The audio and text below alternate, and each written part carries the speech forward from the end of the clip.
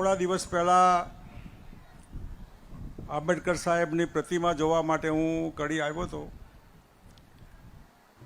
5 કલાક અડધો કલાક હું ફર્યો પણ મને પ્રતિમા દેખાઈ નહીં. અને આજે સરસ મજાની સાફસૂફ કરીને રસ્તો ચોખ્ખો એવી પ્રતિમાને માળા પહેરાવીને આપણા વચ્ચે આવ્યા છે. માણસોના જન્મદિવસ તો બધા જન્મે છે. આપણે જન્મ્યા, નજી જન્મે, ગઈકાલે ઘણા જન્મ્યા હશે. અને અત્યારે તો 150 કરોડ આ દેશમાં થયા બધા. પણ બધાને બધા યાદ નથી રાખતા. આ જન્મના દિવસે બાળક રડે અને પરિવાર હસે, પણ મૃત્યુ થાય ત્યારે દુનિયા રડે અને મૃતાત્મા કદાચ હસતો હસતો ઉપર જતો હશે. એવા બાબા સાહેબ, એવા ગાંધીજી, આ બંને આપણા દેશ માટે દુનિયાને આપણે ભેટ આપી એમ કહી શકાય તો ખોટું નથી. ઇન્દોર પાસે મહુમાં એમનો જન્મ, પોરબંદરમાં મહાત્મા ગાંધીનો છે. મહાત્મા ગાંધી સોનાની ચમચી સાથે જન્મેલા, સુખી પરિવારમાં,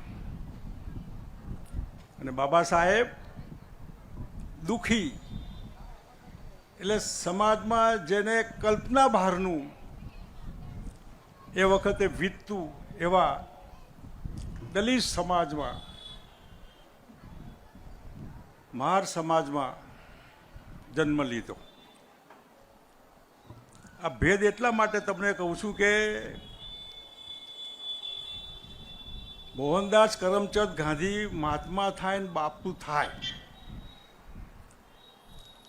પરંતુ ડૉક્ટર ભીમરાવ આંબેડકર એ મહામાનવ થાય, ભારત જેવા દેશનું બંધારણની ઘડવાની જવાબદારી જેમના માથે આવે, આ અશક્ય, અસંભવ, જેને ભણવાનો હક નથી, પાણી પીવાનો હક નથી, માણસને અડે તો અછૂત અભળાઈ જાય, ઢોરની માફક માણસોને બીજો માણસ એનો વ્યવહાર કરે. તમે વિચાર તો કરો કે કેવું વીતતું છે.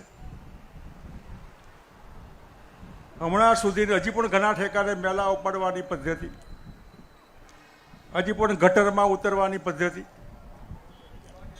ગટરમાં ઉતારે ને એ અધિકારીને પકડીને ઉતારવો જોઈએ કે તું ઉતર આમાં. આવા સમાજમાંથી જે માણસ દુનિયામાં, આખા વિશ્વમાં આટલી ડિગ્રી લીધી હોય, આટલો અભ્યાસ કર્યો હોય, એવો કોઈ માણસ નથી. 32 જેટલી ડિગ્રી, કલ્પના બહારનું, અને જાતે ગાયકવાડે જે ગ્રાન્ટ આપેલી, મદદ કરેલી, એ ટાઈમ બાઉન્ડ હતી. અને ટાઈમ બાઉન્ડના હિસાબે ઓવર ટાઈમ કરીને ડિગ્રીઓ લેવા માટે 18 કલાક વાંચવાનું.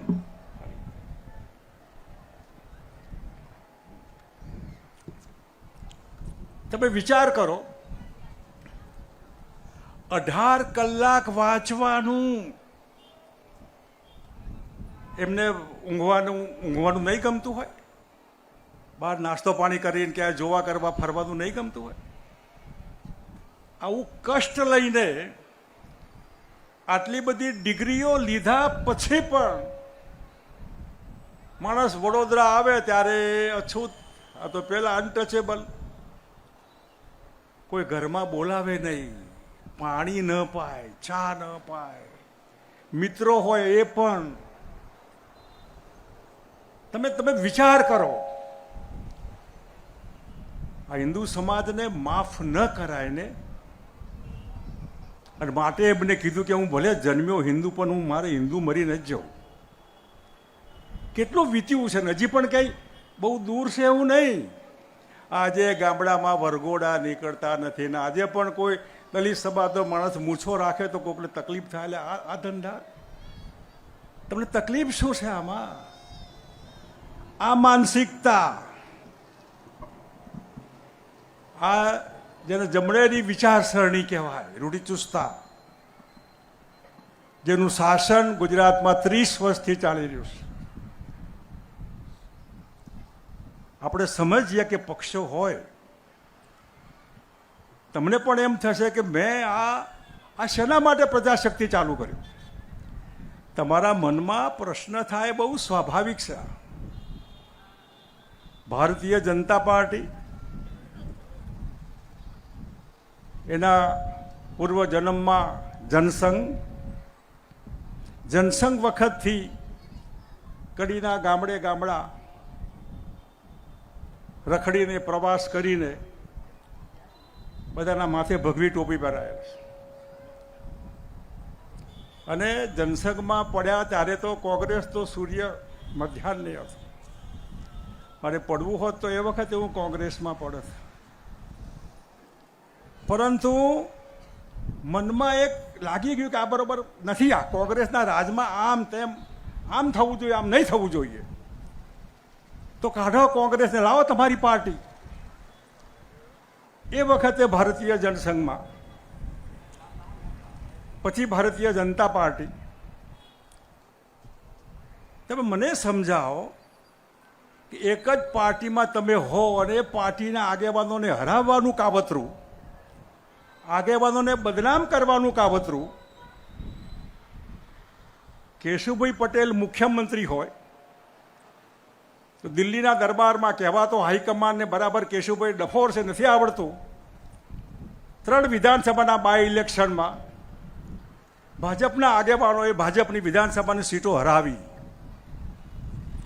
હું સાક્ષી છું. ભારતીય જનતા પાર્ટી માનવતા વિહીન સત્તા લાવવા માટે ગોધરાનો ડબ્બો બારી નાખવાનું કાવતરું કરવાનું હોય તો પણ કોઈ સંકોચ શરમ નહીં.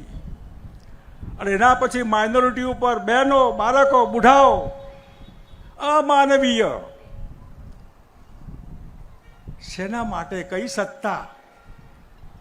સત્તા લેવી હોય તો લોકોના દિલમાં જઈને ઉતરીને જગ્યા લઈને લોકોના પ્રેમ સંપાદન કરીને લ્યો ને સત્તા. કોણ ના પાડે છે? કતલેઆમ કરીને, પુલવામા કરીને, ગોધરા કરીને, અક્ષરધામ કરીને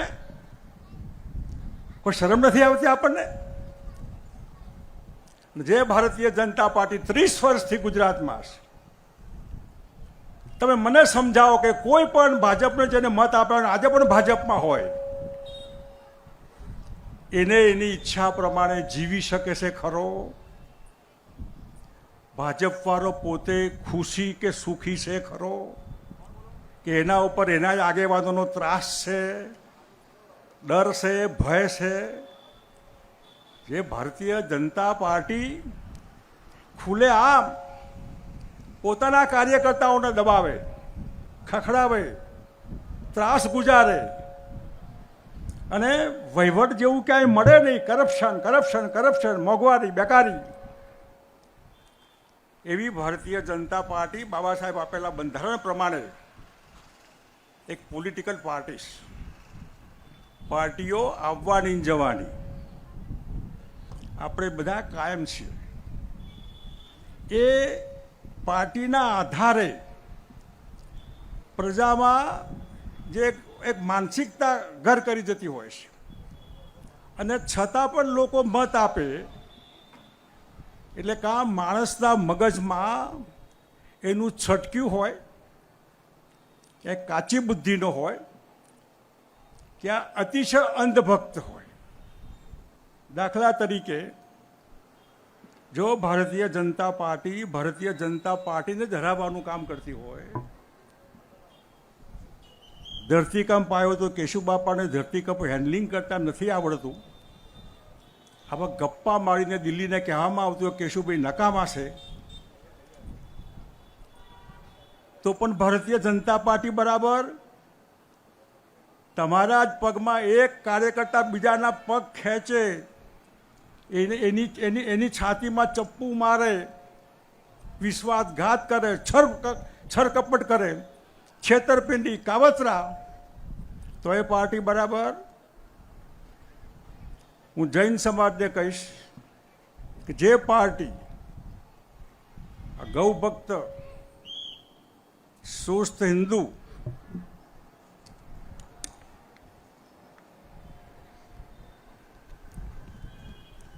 ગાયોને આપણે પૂજા કરીએ છીએ, ગૌ માતા, પણ ગૌ માતા જે કતલખાને કપાય છે, ગાયો કપાય છે, એ કતલખાનાવાળા કરોડો રૂપિયા ભાજપને ડોનેશન આપે છે ચૂંટણી જીતવા માટે, લોકોના મત ખરીદવા માટે કરોડો રૂપિયા ગાયો કાપવાવાળા, આ ગૌ ભક્તો, ગૌ માતાવાળા, ભાજપવાળા, હિન્દુવાળા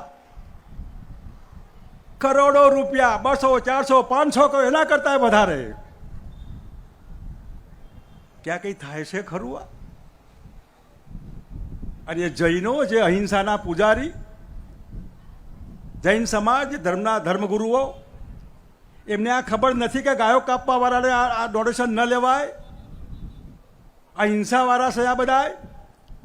ગુજરાત નથી જોયું 2002માં? એમે આ પુલવામા ના જોયું? અત્યારે હાલ તોફાન ધમાલ થાય ત્યાં તમે નથી જોતા?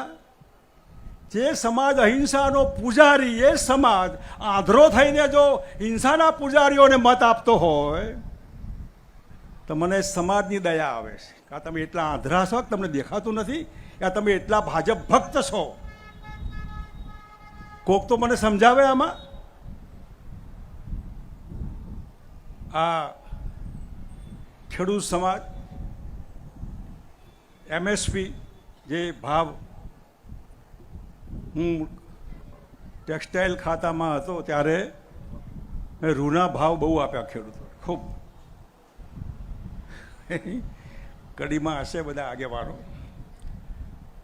સવારે મને મળવા આવ્યા. હું ખેડૂતોને કહું છું કે તમે MSP નક્કી કર્યા હોય, તમારા નિશ્ચિત ભાવ સરકાર નથી ખરીદતી, ભેળસેળ, ગરબડ, હા ના, બીજું ત્રીજું, તો પણ ભાજપ બરાબર? અને જે ભાજપવાળાની ટીમ આખા જીનવાળા હતા, એ જીનવાળા આગેવાનો મને ગાંધીનગર મળવા આવ્યા કે તમે આ MSP ન કરતા, આટલા આ ખરીદી ન કરતા, MSP કાઢી નાખો,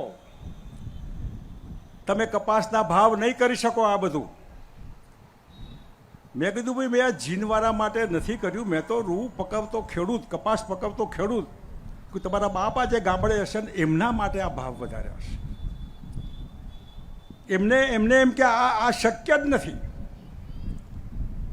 આપણે 10,000 કરોડ રૂપિયા બેંકોના રૂપિયા લોન લઈને આખા દેશમાં ખેડૂતોનું રૂ પૂરેપૂરું ખરીદ્યું, અને એ જ જીનવાળા પછી કહેવા આવ્યા કે થોડું કામ અમને જીનમાં આપજો, તમારું કોટન કોર્પોરેશનમાંથી અમારે કામમાં આવશે. ચાવવાના ને બતાવવાના જુદા. એટલે જે આપણને ચોખ્ખું દેખાતું હોય તો પણ આ કરવાનું હોય. 30 વર્ષ સુધી જો પ્રજાને કોઈ જાતના ભય વગર જીવવાનું હોય, એના બદલે જે આપણે આ નીડર બનો અને લીડર બનો જે કહીએ છીએ, તો લોકો ડર નીચે કેમ રહે છે? ભય નીચે કેમ જીવે? શેનો ભય? કયો ડર? તમે મને સમજાવો કે જે આપણી મહેરબાનીથી ગાંધીનગરમાં મજા કરે છે, ધારાસભ્ય હોય, પાર્લામેન્ટના MPઓ હોય, અધિકારીઓ હોય, સરકારી તંત્ર હોય, આખું સરકારી તંત્ર ફૂટી જાય.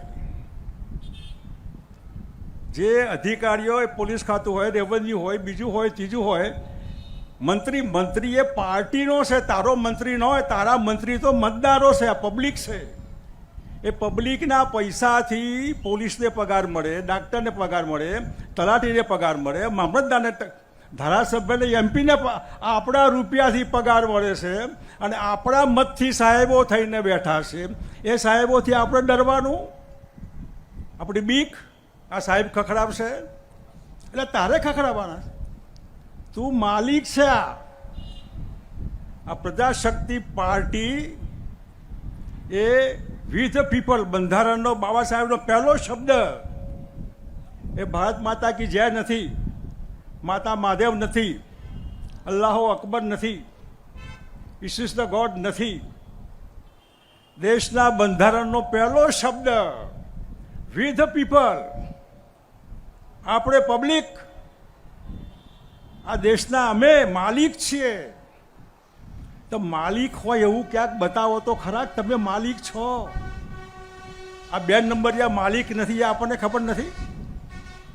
કાલ સવારે ચપટી વગાડો અને ભાગે, ભાજપની સરકાર જાય તો તંત્ર બી સીધું થઈ જાય.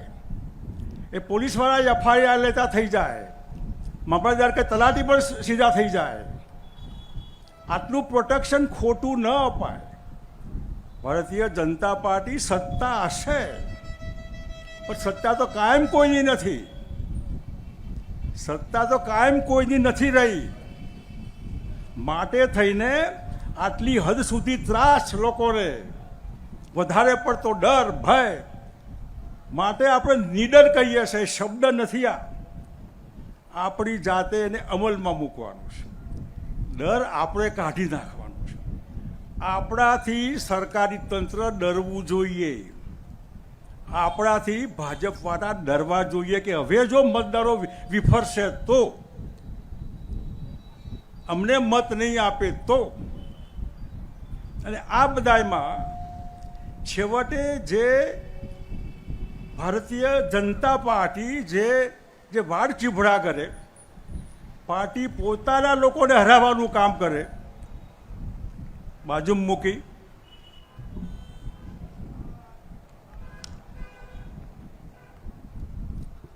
કોંગ્રેસ લગભગ એમાં એ તો ખુલ્લેઆમ હરાવવામાં કોઈ શોભ સંકોચ નથી હોતો. જાહેરમાં અંદર બી હોય અને બહાર બી હોય. એનસીપી, આપ, ચીટર પાર્ટી. તમે જાહેર જીવનમાં કોઈને છેતરાય નહીં. ભારતીય જનતા પાર્ટી અને પબ્લિકને જાહેર જીવનમાં છેતરી છે. કોંગ્રેસે છેતરી છે, આપવાળાએ છેતરી છે, એનસીપીએ છેતરી છે. એક દાખલો મને બતાવો કે મેં જાહેર જીવનમાં કોઈ પણ પાર્ટીમાં હોઉં અને પાર્ટીના વિરુદ્ધની કોઈ વાત કરી હોય. નહીં ફાવ્યું, છોડી દીધું. કંઈ લેવા નહીં, લેવા માટે છોડ્યું નથી. જાહેર જીવનમાં પડ્યા ત્યારે સમજીને પડ્યા હતા, અને પડ્યા પછી સત્તા તો ક્યાંય નહોતી. સત્તા આવી પછી તમે જો વધારાના થઈ જતા હોય, તમે જો મૂલ્યો ઉપર ચાલતા હોય, તમે તમારી રીતે ધોરણોથી ચાલતા હોય, અને કોઈ બદમાશોને ન ગમતું હોય, કાવતરા હોય, કાવતરામાં આખા બહુમતી ભેગી થઈ જાય, આખું હાઈકમાન્ડ બી માની જાય તો ભલે માને. પણ જો હું આમાં આટલું બી ખોટું હોય, બાબા સાહેબના જન્મદિવસે કહું છું, એક નવા પૈસા પર પણ ખોટું હોય તો મને કહો. અને સત્તા કોને કહેવાય, કોના માટે? ધર્મ સંકટના ભાગરૂપે 12 મહિના ખાલી હું બેઠો, 12 મહિના કે વહીવટ આ કહેવાય. વહીવટ લોકો માટે. સત્તા અદાણી અંબાણી માટે ન હોય, સત્તા આઈએએસ આઈપીએસ માટે ન હોય, સત્તા કરોડપતિઓ માટે ન હોય. સત્તા તો સામાન્ય માણસ જેને દવાખાનામાં કોઈ એડમિટ નથી કરતું, નથી ડાક્ટર, નવી દવાખાનું. સત્તા એક જે એફઆઈઆર નથી લેતો, પેલો પોલીસવાળો જે બેઠો હોય, ઉપરથી દબાણ હોય સાહેબનું. સત્તા નિર્દોષ માણસને પકડીને પોલીસ બેસાડીને જામીન બી ન મળે એના. સામાન્ય માણસોને સત્તા પેલો ખેડૂત કે જેને લાઈટ નથી મળતું, એને દવા ન મળે, બિયારણ ન મળે, MSP ન મળે. આવા માણસોને જેને જરૂર છે, એટલે બાબા સાહેબે બહેનોને સ્પેશિયલ, જેવી દલિત સમાજની હાલત હતી ને એવી હિન્દુ સમાજમાં બહેનોની હાલત બી ખરાબ હતી. બહેનોથી ભણાય નહીં. આજે IAS IPS જે બહેનો જુઓ છો ને એ બાબા સાહેબ, એટલે આવી પાર્ટીઓના અનુભવ પછી મને એમ થયું કે જ્યાં જઈએ ત્યાં બાપુ કંઈક કરો. આ હું એટલા માટે કહું છું કે આ મને આ હવાદ નથી. જાહેર જીવનમાં હવાદ અને પક્ષોને આગેવાનો આ મેં જોયા છે અને મેં બધું ભોગવી લીધું છે. પણ જ્યાં જવું ત્યાં આ કેમ ચાલે? જો આને માર્યો, મારી દીકરીની મશ્કરી કરી પેલા બદમાશ લોકોને, અને ભાજપવાળા ખેસ પહેરાવે છે, એને ટોપી પહેરાવે, ફુલાર પહેરાવે. જો પેલો વ્યાજ ખાવ 10% વ્યાજવાળો ભાજપની ટોપી પહેરી એને. જો પેલો જમીનનો દલાલ, જમીન લૂંટી લીધી એને. જો પેલા ગુંડાઓ બધા, આ બધાની ટોળી એટલે ભારતીય જનતા પાર્ટી. આ ચલાવી લેવાનું. અને એની ફરિયાદ મને થાય, મને ભાજપવાળો ફરિયાદ કરે, RSS વાળો ફરિયાદ કરે, ખેડૂત ફરિયાદ કરે, ઉદ્યોગપતિ ફરિયાદ કરે, બિલ્ડર ફરિયાદ કરે, પેલા કોન્ટ્રાક્ટવાળા. આ કોન્ટ્રાક્ટ સિસ્ટમ બાબા સાહેબે અનામત અમુક સમય સુધી અને રિવ્યૂ કરવા માટે, એમાં આજની સરકારે કોન્ટ્રાક્ટ સિસ્ટમ અનામત ગઈ, મેરિટ્સ ગયા, અને આ વર્ગ આખો બક્ષીપંચ સમાજ, એમાં પાટીદાર સમાજને પણ અનામત મળી. હમણાં દલિત સમાજ, શિડ્યુલ ટ્રાઇબ સમાજ, આ એક સ્પેશિયલ કેસમાં કે તમે એર કન્ડિશનમાં ભણતા હતા, તમારે ટ્યુશન હતું, તમારે IMP હતું, પહેલાં રોડની લાઇટ પણ નહોતી, આખો દિવસ એને કામ કરવાનું હતું, વાંચવાનો ટાઈમ પણ નહોતો, તોય એને પરીક્ષા આપવાની હતી. એની તમારી હરીફાઈમાં શક્ય નથી. આ માટે સ્પેશિયલ કેસમાં, અને એ આ કોન્ટ્રાક્ટ સિસ્ટમથી બધું બંધ. 70% વર્ગ ગુજરાતનો બાબા સાહેબ આપેલો સ્પેશિયલ હક એનાથી વંચિત છે.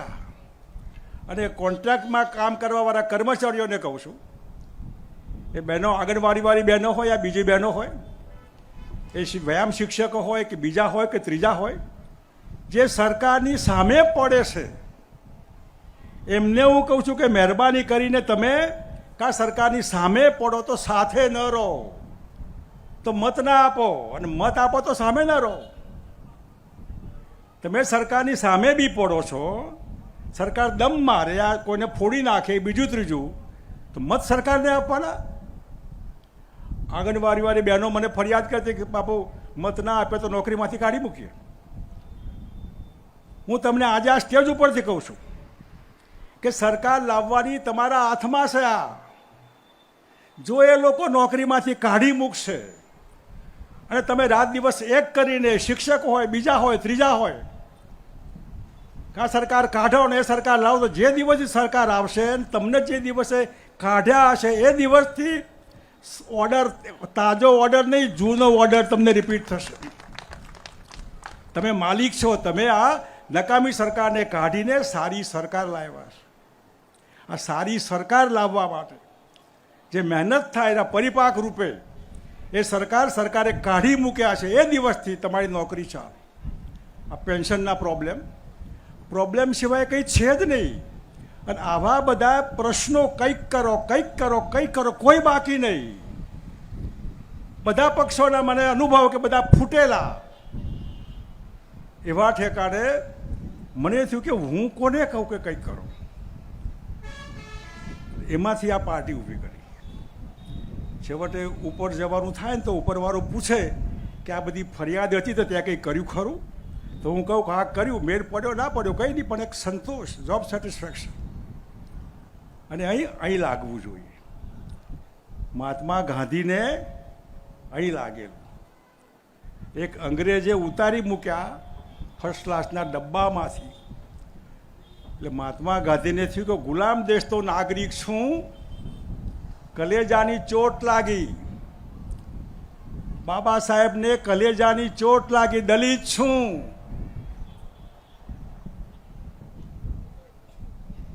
આ બધામાં ચાણક્યને કલેજાની ચોટ લાગી.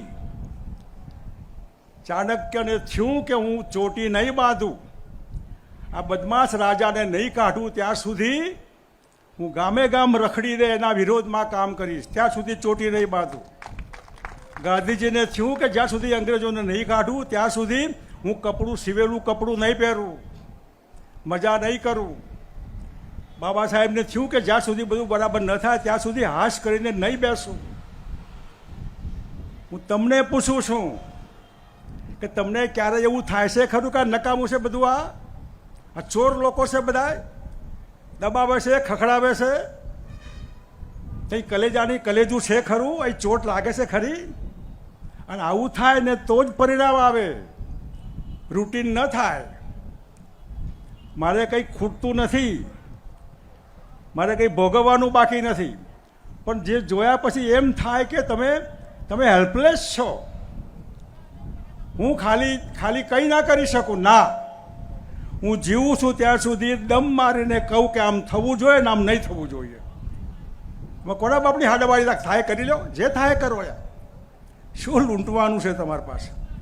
કયા આઈટી, કયા ઇન્કમ ટેક્સ, કયા ઈડી, કઈ સીબીઆઈ, આ કયા કરોડપતિઓ છે? આમાં ગુજરાતની 90% પબ્લિક કરોડપતિ નથી. આ કરોડપતિ નથી એને આઈટીની હારાબારી નહીં, ઈડીની હારાબારી નહીં, પોલીસની ભાજપની સારાબારી નહીં, સીબીઆઈની સારાબારી નહીં, અને નિર્દોષ લોકોને હેરાન કરશે. તો પ્રજાશક્તિ ડેમોક્રેટિક પાર્ટીની ટીમ જ્યાં હશે ત્યાં અહીંથી ધોકાડીને જરૂર પડે પહોંચીશું. ખબરદાર જો આ રીતે સતાવ્યો છે તો બહુ થઈ ગયું, હવે નહીં ચાલે. આજે ગાંધીજી વાળું નહીં ચાલે, નમસ્તે વાળું નહીં. જે ભાષામાં એ સમસ્યા ને એ ભાષામાં જવાબ અપાય. અને માટે આ 2 બાય ઇલેક્શન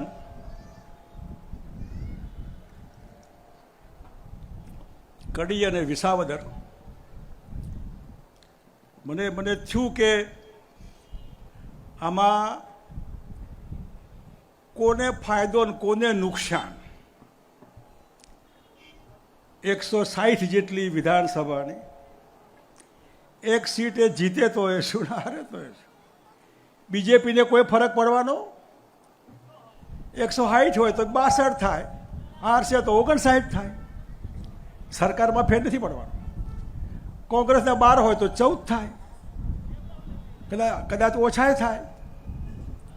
એવા ઠેકાણે આ એક કરંટ, આ એક તમારો માર કડીનો બીજેપીના લોકોને સમાચાર પહોંચશે કે સાવધાન, મતદારોને, પ્રજાને ટેકન ફોર ગ્રાન્ટેડ ન લ્યો.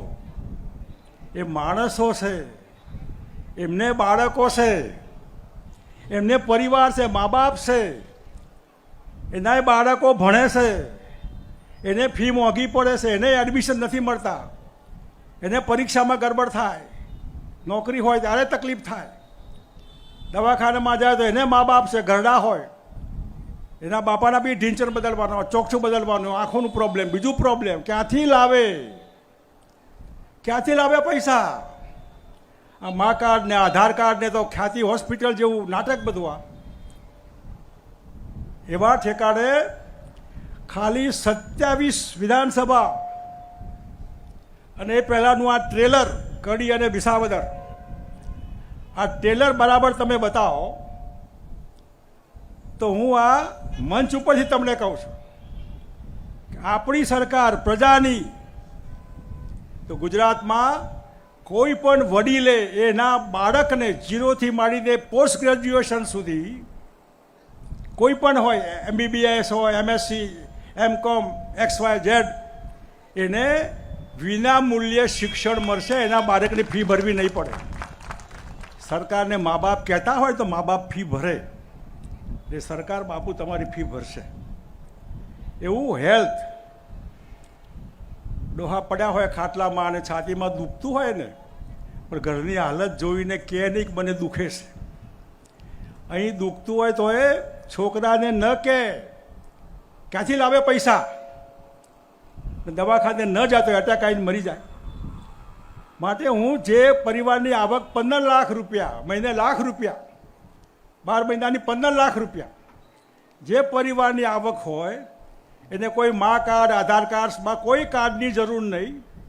અહીંનો નાગરિક હોય, તમારું મતદાર કાર્ડ જે હોય પૂરતું છે, એ લઈને દવાખાનામાં તમે જાઓ, એપોલોમાં જાઓ, ઝાયડસમાં જાઓ, જરૂર નહીં સિવિલમાં જાઓ, તમારી સારવાર 15 લાખ રૂપિયા સુધીનું બિલ તમારું માફ. કોઈ ના એવા કોર્ટના કેસ તારીખ પે તારીખ, વકીલ બનાવટી, જજ બનાવટી, કોર્ટ બનાવટી, પોલીસ બનાવટી, પ્રોફેસર બનાવટી, દુનિયા બનાવટી. આ ભાજપના રાજમાં જ ને ભ્રષ્ટાચાર, કોઈ કોઈનું માને નહીં. 30 વર્ષના શાસનનો કંટ્રોલ નથી પબ્લિક ઉપર કે પાર્ટી ઉપર, સરકારી તંત્ર ઉપર સરકારનો કંટ્રોલ નથી. બધા બેફામ બન્યા છે. તમે જાઓ ગાંધીનગર, હું તમને અઠવાડિયું આપું છું, પૈસા આપ્યા વગર તમે કામ કરી બતાવો. તે ભાજપની ટોપી પહેરીને જાઓ તો પણ. એવી પાર્ટી, એવી સરકાર, 30 વર્ષથી એક કથ્થું કબજો અને પ્રજાને બિલકુલ ભયભીત કરી નાખી હોય. ખબરદાર, એટલે અંગ્રેજો કરતાં તમે મોટા નથી. ખબરદાર છે. એટલે આપણે જ્યારે ખબરદાર કહીશું ત્યારે સમજણ પડશે કે આ ખબરદાર સામે આવ્યું. અને એટલે જ્યારે કડીની ચૂંટણી જાહેર થાય ત્યારે જે તે વખતે બધા કાર્યકર્તા ભેગા મળીને, જે પણ કાર્યકર્તાને ક્યાંક બી તમે જવાબદારી માથે લ્યો, એ ઠેકાણે આ વિધાનસભાની સીટ આપણે લડવાની છે. અને એમાં આ બધી વાતો ધ્યાનમાં રાખીને તમને પણ જો અહીં ચચર્યું હોય કે આ બરાબર નથી, આ તો પરિવર્તન કરવા માટે, બરાબર કરવા માટે, ખોટા લોકોને સંદેશો પહોંચાડો, નિર્ભય બનીને, નીડર બનીને લીડર બનો અને સારી રીતે કડીની આ પેટા ચૂંટણી જીતાય એવી હું આપણી પાસેથી અપેક્ષા રાખું છું. બીજેપીનો જે ધારાસભ્ય બહુ ખરાબ માણસ, બહુ સારા માણસ, દીકરાની બી નોકરીની આજીવિકાનું ઠેકાણું નહીં. મેં એક ભાજપના આગેવાનને કીધું કે 10-20 લાખ રૂપિયા આપ્યા આવો આના ઘેર. જાહેરાતોમાં કરોડો રૂપિયા વાપરો છો, રોજ જાહેરાત. એક 10-15 લાખ રૂપિયા આના ઘેર આપો ને, એના બેનના હાથના આપ્યા હોય જરા. આ માનવતા કહેવાય. અને એવા ઠેકાને એક સારી રીતે કડીની આ પેટા ચૂંટણી આપણે જીતીએ એ શબ્દો સાથે આપ સૌનો આભાર. જય હિન્દ.